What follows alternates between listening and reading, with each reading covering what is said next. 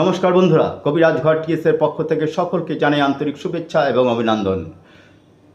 তারাও আপনাদের সকলকে মঙ্গল করুন। তারামায় নিত্য পূজারী এবং একনিষ্ঠ ভক্ত আমি। আপনারা কি খুব আর্থিক সংকটের মধ্যে রয়েছেন? আর্থিক সংকট থেকে কোনো রকম করতে পারছেন না, বেরোতে পারছেন না? আজকে এমন একটি উপায় বলছি, 3 সপ্তাহের মধ্যে থেকে দেখবেন আপনার আর্থিক সংকট ধীরে ধীরে দূর হচ্ছে। কি করবেন? আপনার বাড়িতে তো প্রত্যেক বাড়িতেই, আমাদের হিন্দু মতে প্রত্যেক বাড়িতে কিন্তু তুলসী গাছ আছে বা তুলসী মন্দির বা বেদি থাকে।